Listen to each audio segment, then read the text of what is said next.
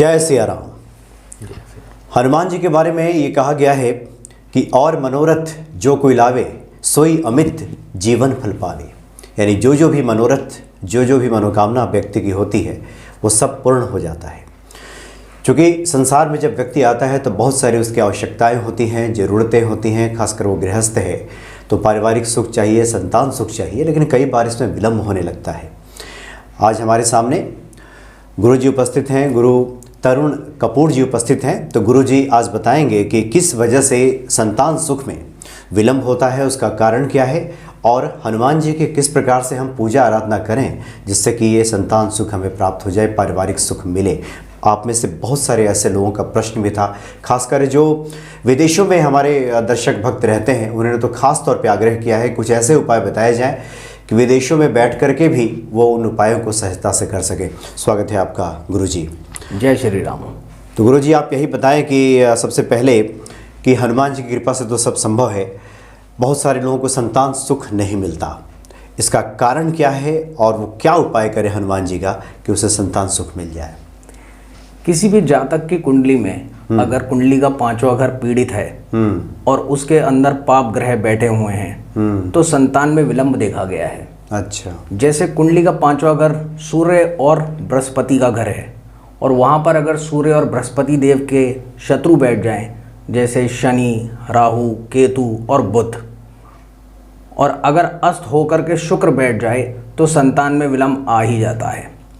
इसके अतिरिक्त अगर कुंडली के अंदर अष्टम में शनि देव, नवम में राहु केतु या 11वें घरों में इसी प्रकार सूर्य और बृहस्पति के शत्रु बैठ जाएं, जैसे राहु, केतु, शनि और बुध, तो पांचवा घर पूर्ण रूप से पीड़ित हो जाता है।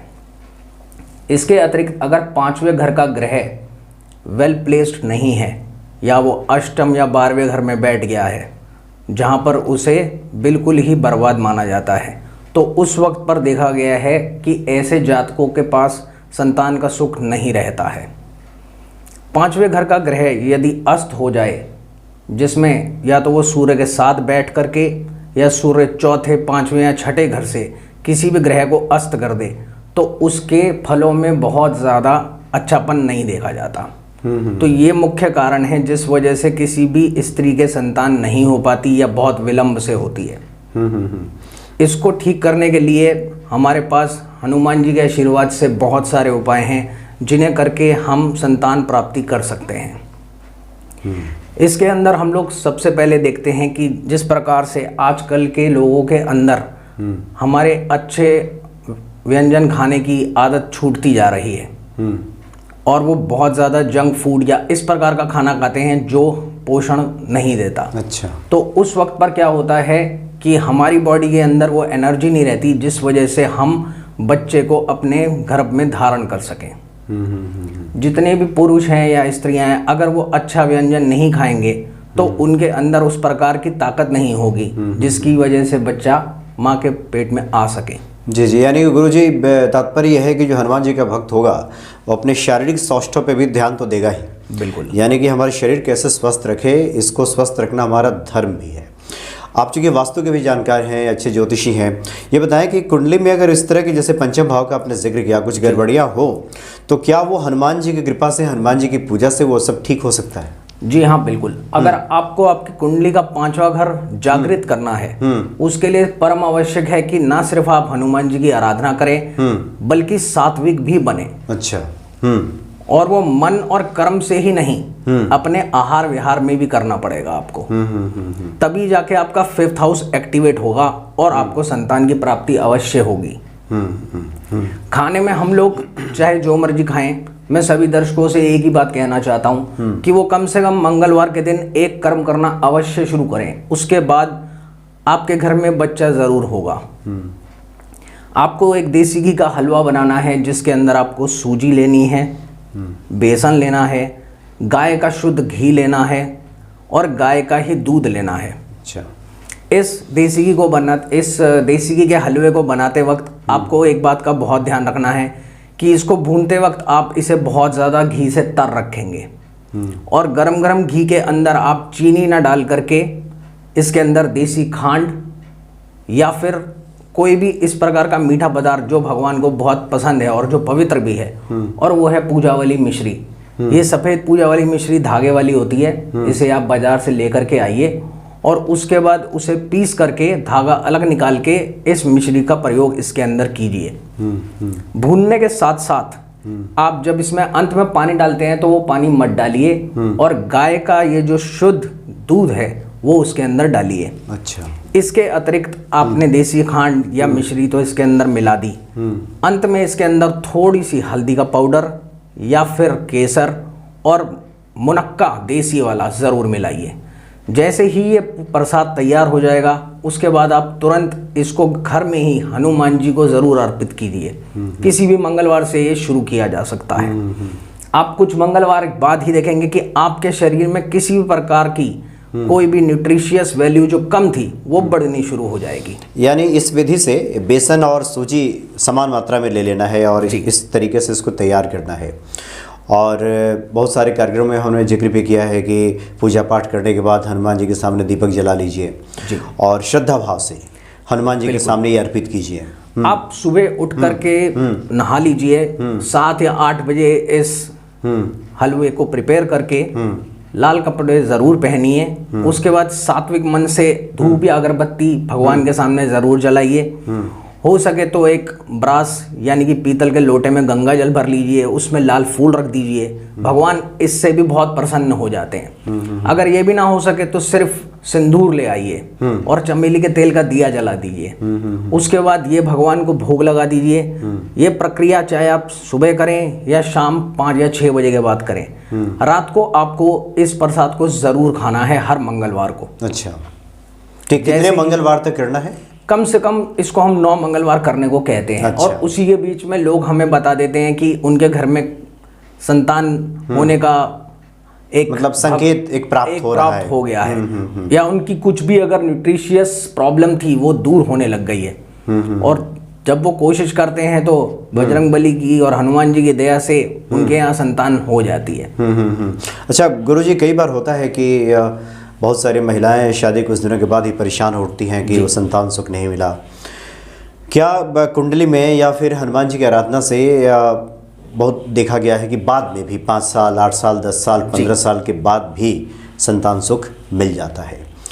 तो ऐसे में क्या आप बताना चाहेंगे कि आप इस साधना को, आराधना को जारी रखें, या फिर ज्योतिषीय एंगल से, दृष्टिकोण से हम देखें तो क्या ये संभव होता है कि आगे चल करके भी लोग आशान्वित रखें, संतान सुख तो जरूर मिलेगा? देखिए, किसी भी प्रकार से काफ़ी लोगों की संतान हो जाती है।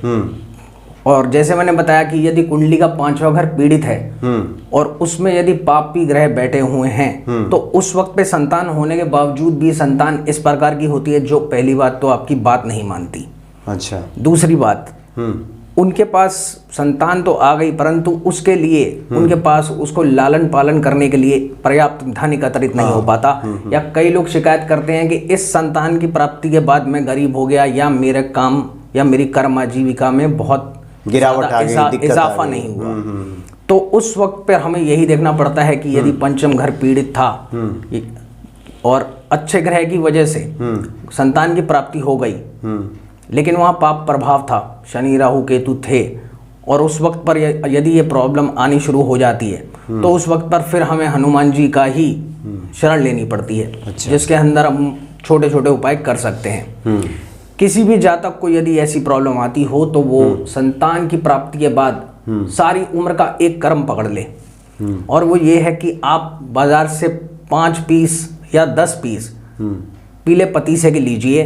अच्छा। और उसे मंगलवार के दिन नहा धोकर के घर से जाइए और लाल कपड़े हमेशा पहनिए मंगलवार के दिन, और भगवान हनुमान जी के मंदिर में जाके इसे उन्हें अर्पित कर दीजिए। आपने बताया पीले पतीसा, तो एक बार थोड़ा स्पष्ट कर दें कैसा होता है? बहुत सारे लोग चूंकि अलग अलग जगहों पे, बेसन की बहुत अच्छी मिठाई होती है जो हम बचपन में बहुत खाया करते थे। पीले रंग का पतीसा जो होता है वो चकोर शेप का होता है और जिसे मंगल शुभ की शेप माना गया है। अच्छा अच्छा अच्छा, शेप भी उसका होता है। जी हाँ, इसके ऊपर अक्सर व्हाइट कलर के बीज होते हैं और ये बेसन से बनता है और खाने में भी बहुत स्वादिष्ट होता है, और इसे भगवान बहुत पसंद करते हैं। और ईश्वर को प्रसन्न करने के लिए ये बहुत ही शुद्ध और जड़ वाली चीज़ है। जी जी, तो फिर से बताएं कितने पतीसे लेने हैं? आपको ये 10 पतीसे लेने हैं। अच्छा, 10 लेने हैं। और आप इसे मंदिर में चढ़ा दीजिए और पंडित जी से आग्रह करिए कि वो 5 पतीसे या आधे रखकर आधे आपको वापस कर दें। 5 या 6 पतीसे आपके हाथ में जब होंगे तो आप जो मंदिर के बाहर ही, जैसे मैंने पिछले प्रोग्राम में भी बताया था कि हनुमान जी का यही मूल मंत्र है कि खुद भी अच्छा व्यंजन खाइए और जन जन में भी उसे बांटिए। तो आपको क्या करना है, उस पतीसे को मंदिर के बाहर जो बच्चे बैठे हैं उन्हें एक एक पतीसा दे दीजिए और उन्हें कहिए कि इसी वक्त खा लें। आपके सामने ही वो खाएंगे तो आपके दिल में भी यही श्रद्धा रहेगी कि जैसे आपका अपनी संतान खा रही है। इस श्रद्धा भाव से खिलाएं। जी, क्योंकि देखिए लोगों का पेट भरना सबसे बड़ा पुण्य है और ये पुण्य धीरे धीरे कम होता जा रहा है। इसीलिए बच्चे बेचारे मंदिर के बाहर भी भूखे बैठे रहते हैं। तो जैसे ही आप कुछ हफ्ते इस प्रक्रिया को करेंगे, कुछ मंगलवार ऐसा करने के बाद ही आप देखेंगे कि आपके काम काज में प्रॉब्लम्स कम होने लग जाएंगी। अच्छा अच्छा। और मंगल यानी हनुमान जी जैसे हर प्रकार की मुक्ति के कारक हैं। तो मुक्ति बहुत अच्छी होती है बीमारियों से, मुक्ति बहुत अच्छी होती है कर्ज से, मुक्ति बहुत अच्छी होती है बीमारियों से। तो आपके रोग रिपोर्ट ऋण ये तीनों के तीनों दूर होने शुरू हो जाएंगे जैसे ही ये प्रक्रिया आप करेंगे। अच्छा अच्छा। अगर ये आपको थोड़ी सी मुश्किल लगती है या मंदिर यदि मान लीजिए घर से दूर हो या वहाँ बच्चे ना मिलते हों, तो हनुमान जी के मंदिर के बाहर अक्सर वानर सेना जरूर होती है। आप बंदरों को बहुत आसानी से ये मिठाई दे सकते हैं। या उसके अतिरिक्त अगर आप काबुली जो चने होते हैं जिसे छिलका उतार करके खाया जाता है, वो आप इन बंदरों को खिलाना शुरू कीजिए। जैसे ही सूर्य की और मंगल की ये शक्ति आपके लिए जागृत होगी, आपकी हर प्रकार की समस्या दूर होनी शुरू हो जाएगी। अच्छा अच्छा। ये सबसे आसान तरीका है मंगल को। जी जी। ऐसे गुरु जी, कई बार ये बहुत सारे भक्तों का सवाल होता है कि कई बार जो बच्चे होते हैं स्वस्थ पैदा नहीं होते या फिर वो माँ के गर्भ में आ तो जाते हैं लेकिन इस दुनिया में आने को लेकर संदेह बना रहता है, कुछ दिक्कत आ जाती है, कुछ मेडिकल प्रॉब्लम आ जाती है। ऐसे लोगों को क्या आप उपाय बता रहे हैं?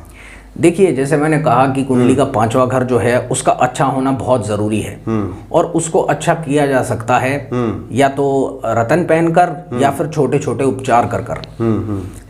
मान लीजिए किसी का संतान नहीं होती तो उसके लिए हमने आपको हलवे वाला विधि बता दी, उसके बाद आपके घर में संतान होने का सुख स्टार्ट हो जाता है। अगर इसके अंदर विलंब हो रहा है तो उसके अतिरिक्त हम वानरों की सेवा या फिर किसी भी प्रकार से हनुमान जी का आराधना कर सकते हैं, जिसके बाद आपके घर में संतान सुख स्टार्ट हो जाता है। अगर ये सब भी नहीं हो पा रहा है तो आप एक बहुत आसान चीज़ कर सकते हैं जिससे आपके घर का 5वां घर यानी कि घर का जो केंद्र बिंदु है, centre point of your house, वहां पर आप बहुत आसानी से एक ब्रास का लोटा लेकर के आइए और हनुमान जी का सिंदूर या शुद्ध शहद वहां पर लाकर स्थापित कर दीजिए। इससे आपके घर में मंगल यानी हनुमान जी की स्थापना हो जाएगी। यानी कांसे का नहीं, कांसे का नहीं, पीतल का। अच्छा अच्छा, पीतल का। जी, ब्रास का ब्रास का लोटा लाना, ब्रास का पीतल का लोटा लाएं जी, और उसमें जल भर दें, उसमें शहद भर दें। अच्छा, या शहद लाल सिंदूर भर दें, ऑरेंज सिंदूर जो होता है। अच्छा, सिंदूर से भर दें, चाहे शहद भर दें। जी, इसको घर के बिल्कुल केंद्र में रख दीजिए, कहीं ऊंचे स्थान पर। और इससे क्या होगा कि मंगल की शक्ति चहुओर, हनुमान जी की शक्ति, मतलब जरूर नहीं है कि इसको पूजा स्थल में रखें जी, किसी भी घर के ऊंचे स्थान पे जहां से लुढ़कने का, गिरने का खतरा ना हो, वहां पे रख दें। क्योंकि आपने अपना 5वां घर यानी केंद्र बिंदु जो हमारा नाभि स्थान माना जाता है उसको पवित्र कर दिया।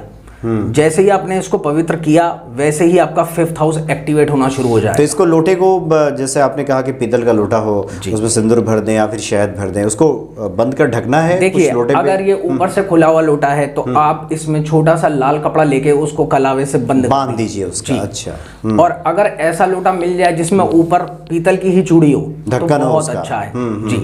आप इसे रख कर देखिए, इसके बहुत चमत्कारक रिजल्ट्स देखे गए हैं। यानी जो 5वां घर जो आप बता रहे हैं, जो संतान का घर माना जाता है, उसमें किसी प्रकार की दिक्कत है, वो दिक्कत खत्म होनी शुरू हो जाती है। जी हाँ, इससे हमारा 5वां घर जागृत हो जाता है और 5वां घर जागृत होते ही हमारा लाभ स्थान भी अच्छा हो जाता है, क्योंकि 5वें घर के सामने, बिल्कुल सामने 11वां घर होता है। तो 5वें घर को आपने जैसे ही उत्तम किया, इसीलिए भगवान ने जो नाभि है वो शरीर के बीचों बीच बनाई है, ताकि आप उसको एक्टिवेट करके अपने सूर्य की और बृहस्पति की एनर्जी को चाहू और फैला सकें। सूर्य का प्रकाश जैसे ही हमारी नाभि से इस प्रकार से एक्टिवेट होगा तो हमारी संतान से जो हमें प्रॉब्लम्स आनी है वो धीरे धीरे उनका शमन होना शुरू हो जाएगा और वो धीरे धीरे दबनी शुरू हो जाएंगी। 5वें ग्रह को अच्छा करने के लिए यदि हम रतन ज्योतिष में जाते हैं तो 5th हाउस जो होता है वो बृहस्पति देव और सूर्य का है। तो उंगली में उसे हम ये पहली या इंडेक्स फिंगर में काउंट करते हैं। अगर आपको 5वें घर को अच्छा करना है तो 5वें घर के चारों ग्रह सूर्य, चंद्र, मंगल और बृहस्पति, आप इनको अच्छा कर सकते हैं। कोई भी इंसान इस उंगली में अपनी कुंडली की जांच करवाकर या तो माणिक, मोती, मूंगा या पीला पुखराज धारण कर सकता है। यानी तर्जनी में? जी बिल्कुल। अच्छा। तर्जनी, जिसको हम इंडेक्स फिंगर कहते हैं। हाँ। और इसको आप हर ग्रह के हिसाब से उसी दिन भर पहनी है। जैसे जो मूंगा है उसे मंगलवार को पहनी है, मोती है उसे सोमवार को पहनी है, माणिक या माणिक्य को रविवार के दिन पहनी है और पीले पुखराज को वीरवार या बृहस्पतिवार को पहनी है। जैसे ही आप इसे पहनेंगे और इसे यदि स्वर्ण में पहना जाता है, हालांकि सब मना करते हैं कि स्वर्ण में सिर्फ मूंगा, माणिक या पुखराज पहना जाता है, परंतु यदि आप चंद्रमा को बल देके इसे स्वर्ण में भी पहन लेते हैं तो यह आपके बच्चों की अंदर विद्या को पढ़ने की वैल्यू देता है और 5th हाउस एक्टिवेट होकर के हमारे ब्रेन को और हमारी मेमोरी को भी बढ़ाता है। इसलिए पंचम घर का अच्छा होना परम आवश्यक है। अच्छा। जिन भी जातकों की कुंडली में पंचम घर पीड़ित होता है उनके साथ बहुत ज्यादा परेशानियां देखी गई हैं। जैसे संतान ना होना, संतान हो करके उसकी पढ़ाई में विलंब होना या गैप इन एजुकेशन होना, सही लाइन ना मिल पाना, उसके अतिरिक्त लाभ ना मिलना और पंचम और नवम घर का भी एक साथ देखा गया है।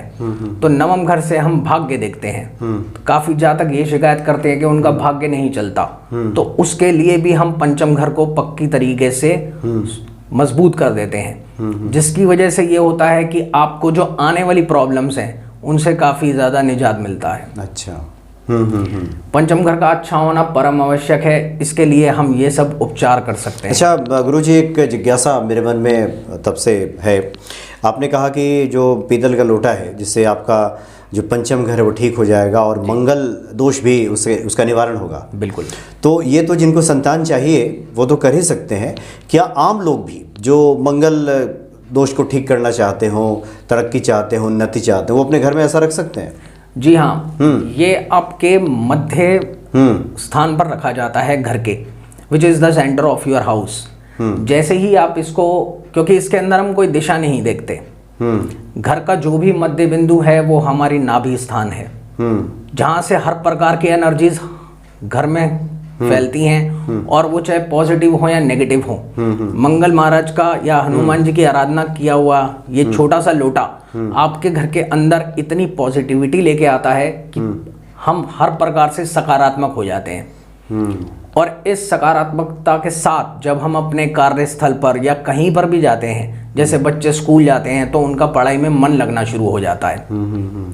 पढ़ाई में मन लगने के साथ साथ पेरेंट्स को और माता पिता को ये संतुष्टि रहती है कि हाँ, हमारा बच्चा अब मेहनत की ओर अग्रसर हो गया है और ये जरूर अपने लिए कुछ ना कुछ अच्छा अवश्य करेगा। क्योंकि पांचवा घर, जैसे मैंने बताया, कि दिमाग है और बायोलॉजिकली जो हमारा दिमाग है वो केवल 13 वर्ष तक ही विकसित होता है। अच्छा। और उसके बाद हम लोग एडोलेसेंस की ओर चल पड़ते हैं, जो कि 13 से 18 वर्ष तक है। इसीलिए जो भी बच्चे 13 साल तक बहुत ज्यादा तीव्र नहीं हैं, उनको ये उपचार तुरंत कर लेना चाहिए। इसके लिए किसी भी ज्योतिषाचार्य के पास जाने की जरूरत नहीं है। ये लोटे वाला उपाय है। जी। अगर आपको पता चल जाता है कि आपका बच्चा पढ़ाई में इतना तेज नहीं है, या जिसको हम बोलते हैं कि उसकी गैस्पिंग पावर बहुत अच्छी नहीं है, जिसकी वजह से उसका पढ़ाई में मन नहीं लग रहा है और वो आम बच्चों से हर चीज में पीछे है, या आप ये देखते हैं कि ये बहुत ज़्यादा एंथुजियास्टिक नहीं है, या इसके अंदर किसी भी चीज़ के लिए एक्साइटमेंट नहीं है, तो आप इस प्रकार की मेथड को अपना के बच्चों को बहुत ज़्यादा कॉन्फिडेंट। अच्छा गुरुजी, आपने बताया कि ये मकान के आपके घर के मध्य में। जी हाँ। पहले के ज़माने में तो हर दरवाजे के ऊपर एक कुछ निकला सा होता था, ताखा टाइप, वो रख देते थे। लेकिन आजकल अपार्टमेंट्स में लोग रहते हैं, शहरी संस्कृति में रहते हैं, बिल्कुल, तो बीच में मध्य में रखने की गुंजाइश शायद थोड़ी कम बने, तो फिर कोई दूसरा उपाय है इसका? जी हाँ, आप उस कॉर्नर में रख सकते हैं जो मध्य के आसपास ही हो, क्योंकि थोड़ा सा हटके भी हो जी, तो वहाँ बिल्कुल आप किसी कॉर्नर में जो बीच वाले स्थान से चंद फीट दूर हो, आप इसे वहां रख सकते हैं। क्योंकि ना सिर्फ ये आपके लिए एक रक्षा सूत्र का काम करेगा, बल्कि इसको रखने के बाद आपके घर के अंदर वो संस्कार और वो पॉजिटिविटी लौट आएगी जो शायद आप बहुत ज़्यादा मिस करते हो। आप यदि इस जगह के या इस लोटे के आसपास बैठेंगे तो आपको लगेगा कि मुझे कमरे में बैठना चाहिए, मैं यहाँ आके बहुत सकारात्मक हो रहा हूँ। और जिस काम को आप करने जा रहे हैं वो मंगल की और हनुमान जी की शक्ति वाला लोटा आपकी बहुत मदद करेगा। तो इस लोटे को अभिमंत्रित भी कुछ करना है या फिर हनुमान जी के सामने रखा, पूजा आराधना की और उसके बाद देखिए, जैसे हम ये मानते हैं कि हम स्वयं ही अपने अंदर एक ब्रह्म क्षेत्र रखते हैं और ये ब्रह्म क्षेत्र हमारी नाभि स्थान ही होता है। तो आपने इस 5th हाउस को इस प्रकार से जब एक्टिवेट किया, ये प्रक्रिया चाहे आप किसी भी पंडित जी से अनुष्ठान करवा सकते हैं। इसके लिए जो ज्यादा अच्छा दिन माना गया है वो रविवार, मंगलवार या बृहस्पतिवार माना गया है। आप पीले या लाल वस्त्र पहन के या संतरी वस्त्र पहन के पंडित जी को लाइए और उन्हें कहिए कि वो अभिमंत्रित करके आपके घर के मध्य क्षेत्र में रख दें, यानी हनुमान जी के मंत्रों से अभिमंत्रित कर दें। बिल्कुल, अच्छा। क्योंकि हनुमान जी के मंत्रों में इतनी शक्ति है कि वो किसी भी नेगेटिव चीज को पॉजिटिव में बदल सकते हैं। और जैसे ही आप ये अभिमंत्रित करा के अपने घर के मध्य क्षेत्र में रखवाएंगे, आपके कुंडली के तमाम दोष काफी हद तक उनका परिहार हो जाएगा। अच्छा गुरुजी, आपसे जो बातें हो रही थी तो आपने एक बात का जिक्र किया था कि बहुत सारी ऐसी महिलाएं हैं जो गर्भ धारण तो करती हैं लेकिन उसकी सुरक्षा के लिए कुछ रक्षा कवच की चर्चा आपने की।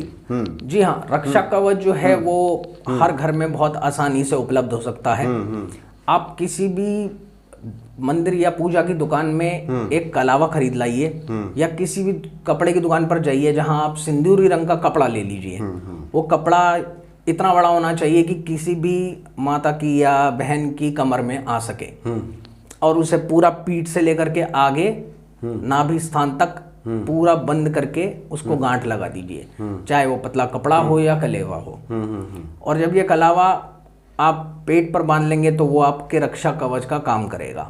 जैसे ही कोई माता या बहन गर्भवती होती है तो वो तुरंत ही इस प्रक्रिया से अपनी रक्षा स्वयं कर सकती है। अच्छा, मतलब हनुमान जी की आराधना, कलावा चढ़ा के उनसे प्रार्थना करके और उसके बाद फिर जी, क्योंकि गर्भवती होने के बाद कोई भी माता या बहन मंदिर नहीं जा सकती, तो ये कार्य वो घर पर भी कर सकती है।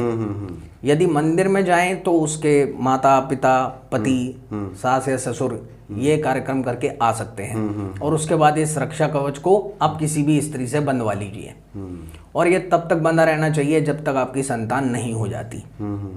संतान होने के बाद आप यही कलावा उतार करके संतान की बाजू में या इधर ऊपर की तरफ बांध दीजिए और खुद नया कलावा या ये नया वस्त्र खुद धारण कर लीजिए। इससे क्या होगा कि 43 दिन तक आपका बच्चा उस रक्षा में रहेगा, जिससे माता और पुत्र या पुत्री दोनों के दोनों सुरक्षित रहेंगे। जी जी, ये एक बहुत ही अच्छा और बहुत ही सरल उपाय है जिससे हम अपने बच्चे की रक्षा स्वयं कर सकते हैं। काफी लोगों को ये बता दिया जाता है कि आपका बच्चा नॉर्मल नहीं होगा, सिजेरियन होगा। उसके लिए हम लोग बहुत आसान चीज करवाते हैं।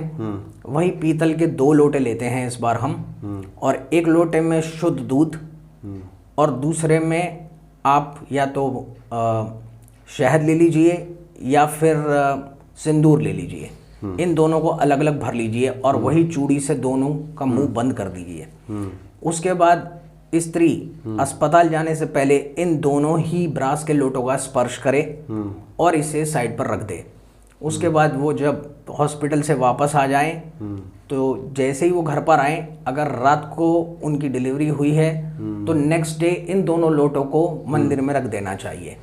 ये कार्यक्रम कोई भी घर का बंदा कर गुरुजी, तो बहुत सारी ऐसी महिलाएं हैं जो बच्चे को जन्म देने के बाद वो बीमार हो जाती हैं या फिर कई बार कुछ दवाइयों से उनकी एलर्जी हो जाती है, तो ऐसे लोगों के आप बताना चाहेंगे? जी हाँ, बिल्कुल। काफी लोगों को यह शिकायत रहती है कि बच्चा तो हो गया, परंतु स्वयं महिला बहुत ज्यादा कष्ट में है, और उसका कारण है कि एलोपैथी या और भी जितनी प्रकार की मेडिसिन उन्हें दी जाती हैं, उन्होंने वो पहले कभी भी नहीं ली होती। चाहे उसमें स्टेरॉइड्स हो या एंटीबायोटिक्स हो, वो शरीर को बहुत खराब और कमजोर कर देते हैं, जिसकी वजह से उनको खाने में बहुत ज्यादा तकलीफ होती है। उस वक्त पर हम लोग बहुत अच्छा उपाय कर सकते हैं, जिसके बाद ये प्रॉब्लम धीरे धीरे दूर होने लग जाती है। क्योंकि आपकी दवाइयों ने आपको साइड इफेक्ट्स के रूप में ना सिर्फ गैस्ट्रिक प्रॉब्लम दी, बल्कि ये प्रॉब्लम भी दी कि आपका कुछ खाने का मन ही नहीं कर रहा है। तो आप अपनी सुबह की शुरुआत वही शहद से अवश्य करें, और उसके अलावा इस हलवे को खाते रहें। जो हलवा आपने शुरू बताया, जी हाँ, बनाने उस हलवे को अवश्य खाते रहें, और अपने डाइट का जरूरत से ज्यादा ध्यान दें। आपको अच्छा और वेजिटेरियन खाना खाना है, नॉन वेजिटेरियन या वो खाना नहीं खाना जिसकी वजह से आपके शरीर में और ज्यादा खराबियां आ सकें। इसके अलावा बहुत आसान अनुष्ठान है जो आप कर सकते हैं। आप नहाने के बाद रोज एक तांबे के या पीतल के लोटे के अंदर थोड़ा सा जल मिलाइए, उसके अंदर थोड़ा सा दूध मिलाइए, और देसी खांड या चीनी अवश्य मिलाइए, और इतनी मिलाइए कि इस पानी और दूध का जो मिक्सचर है, इसका जो स्वाद है 100% मीठा जरूर हो जाए।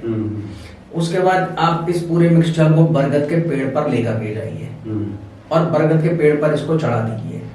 बरगद का पेड़ हनुमान जी और मंगल और बृहस्पति का मेल है, और जैसे कि आप ये दूध और पानी का मिश्रण उस पर चढ़ाएंगे, उसकी जो मिट्टी गीली हो जाती है, उसको आप माथे पर और नाभि पर जरूर लगाइए। इससे आपका डाइजेशन बहुत ज्यादा अच्छा होने लगेगा, और आपके शरीर में जो भी प्रॉब्लम्स उन मेडिसिन की वजह से हुई हैं, आपका खाने में मन लगने लगेगा, और आपको एक टंग का टेस्ट भी आना स्टार्ट हो जाएगा। यानी आपको अच्छे प्रकार से भूख जरूर लगेगी। अच्छा, जिसका आपकी लाइफ में होना बहुत जरूरी है, क्योंकि ना सिर्फ आपको अपना बल्कि आपका संतान का भी ध्यान रखना है। तो इसलिए आपको अच्छा डाइट लेना बहुत जरूरी है। जय गुरु जी, बहुत सारे जो विदेशों में रहने वाले जो भक्त हैं, वो चाहते हैं कि कुछ ऐसे उपाय हो जो कि भारत में नहीं रहते, विदेशों में हो सकता है कुछ उपाय वो नहीं कर पाए, लेकिन जो आपने हलवा वाला जो उपाय बताया, तो निश्चित तौर पे मुझे लगता है कि हर कोई इसको कर सकता है। बरगद का पेड़ वाला शायद जहाँ वो रहते हो ना मिले, वहां जल चढ़ाने की व्यवस्था ना हो, लेकिन हलवा तो बना करके और हनुमान जी को अर्पित करके आप हनुमान जी की कृपा जरूर प्राप्त कर सकते हैं। एक आखिरी सवाल आपसे ले लेते हैं गुरु जी। जो महिलाएं चाहती हैं कि उसे संतान सुख प्राप्त हो, ये चाहत जब से पैदा होती है तब से लेकर और फिर जब नए संतान आगमन हो जाए घर में, तब तक हनुमान जी के बारे में कुछ ऐसे खास आप पूजा बताना चाहेंगे, कुछ ऐसे अनुष्ठान बताना चाहेंगे जो निरंतर वो करते रहे, हमेशा जपते रहें, और ये उनकी मंगल कामना होती है?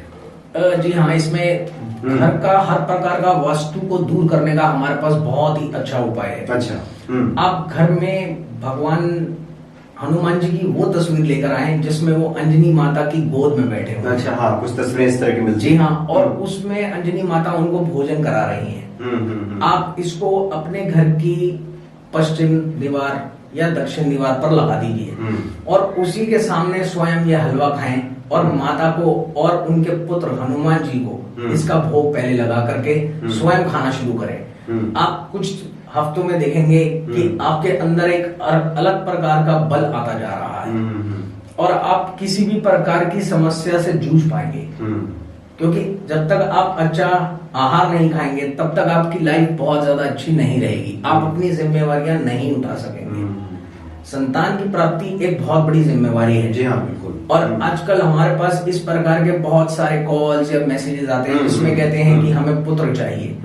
तो पुत्र प्राप्ति का कोई उपाय नहीं है, संतान की बात होती है। मैं सभी दर्शकों से यही कहना चाहूंगा कि पुत्र प्राप्ति का कोई उपाय नहीं है। आजकल पुत्र हो या पुत्री, उन दोनों में कोई फर्क नहीं है। जो भी घर में आए वो स्वस्थ रहे, अपनी पढ़ाई लिखाई अच्छे से करे, और उसके अलावा अपने माता पिता की जिम्मेवारियों को उठा सके। हमें इस बात की ही प्रार्थना हनुमान जी से करनी चाहिए। जी जी। मनोज जी, मैं ऐसे बहुत सारे बच्चों को और बच्चियों को जानता हूँ जिन्होंने बड़े होकर ना सिर्फ अपने घर के कर्जों को उतारा, बल्कि माता पिता के लिए इतनी अच्छी पुत्री बनकर दिखाया कि उन्होंने कभी ये नहीं सोचा कि उनके पास पुत्र है या नहीं, या उन बहनों का कोई भाई है या नहीं। उन्होंने स्वयं हनुमान जी के आशीर्वाद से अपने हर प्रकार की जिम्मेवारियों को पूरा किया और अपनी जिंदगी में बहुत अच्छा लाइफस्टाइल भी उन्होंने रखा, मतलब वो कर्तव्य का पालन किया। अच्छा, कोई मैसेज आप देना चाहेंगे ऐसी माताओं को, ऐसी महिलाओं को जो लोग थोड़े निराश हो जाती है कई बार कि न जाने उनके जीवन में संतान सुख लिखा है या नहीं लिखा है, लेकिन हनुमान जी की कृपा से सब संभव हो सकता है, कुछ इस तरह का मैसेज आप देना चाहेंगे? हाँ, मैं सभी माताओं बहनों को एक ही बात बोलना चाहूंगा कि आप अपना अच्छा एक रूटीन रखिए जिसके अंदर आप रात्रि में टाइम पर सोइए और कम खा करके सोइए, ज्यादा देर से मत सोइए। 10, 11, 12 बजे तक मैक्सिमम आप सो जाइए, बिकॉज आपको अपने शरीर को चलाने के लिए और संतान सुख के लिए you need good sound sleep. आपको अच्छी निद्रा आएगी तभी आप अगले दिन के लिए तैयार हो पाओगे। और सुबह उठ करके भूखा रहने की कोई जरूरत नहीं है, आप कुछ भी अच्छा जरूर खाइए और उसके बाद अपनी जिम्मेवारियां जरूर निभाइए, क्योंकि जब तक आपका शरीर आपके साथ नहीं होगा आप लाइफ में कुछ नहीं कर पाएंगे। काफी लेडीज मैं आजकल के जमाने में देखता हूँ बहुत रात को देर से सोती हैं, फिर सुबह देर से उठती हैं, 12 बजे 1 बजे उठती हैं, जिसके बाद उनका दिन आधे से ज्यादा खत्म हो जाता है। उसी प्रकार से फिर उनका ब्रेकफास्ट खत्म और लंच और फिर शाम का खाना ही बच जाता है। तो वो आप सुबह उठ के पूरे दिन में जो स्मॉल मील्स ले सकते हो जिसकी वजह से आपका शरीर एकदम पौष्टिक रहे और अच्छा और न्यूट्रिशियस फूड लीजिए। अगर आप बाजार के खाने कम करके स्वयं घर पर अच्छे से अच्छा व्यंजन बनाएंगे तो आप स्वयं भी वही खाएंगे, आपके बच्चे भी वही खाएंगे और आपका परिवार भी वही खाएगा, जिसके बाद आपकी हेल्थ जो है वो काफी हद तक अच्छी रहेगी। जी जी, काफी महत्वपूर्ण बात है आपने बताई कि प्रकृति का जो चक्र है उसको बिगाड़िए, समय पे सोइए, समय पे जगिए, आहार व्यवहार अपनी दिनचर्या को ठीक कीजिए और उसके बाद हनुमान जी की साधना में जो लोग हैं वो धीरे धीरे ये सब चीजें ठीक भी होने लगती हैं। तो हम उम्मीद कर सकते हैं कि गुरुजी ने जो कुछ बातें बताई हैं वो आपके लिए बहुत ही कारगर साबित होगी और आने वाले दिनों में निश्चित तौर पे जो माताएं, जो महिलाएं संतान सुख से वंचित हैं, निश्चित तौर पे उनके घर में नए बालक या बालिका का जन्म जरूर होगा। चलिए, बहुत बहुत धन्यवाद गुरुजी, आपने काफी अच्छी जानकारी दी और गुरुजी से आगे भी जो हमारी मुलाकात होगी और कुछ भी अगर प्रश्न आपका बचता है तो गुरुजी से सीधा आप संपर्क कर भी सकते हैं और कमेंट बॉक्स में भी उसका जिक्र कर सकते हैं। हम आगे जब मुलाकात होगी तो हम प्रश्नों को उठाएंगे। बहुत बहुत धन्यवाद आपका। जय श्री राम। जय श्री राम।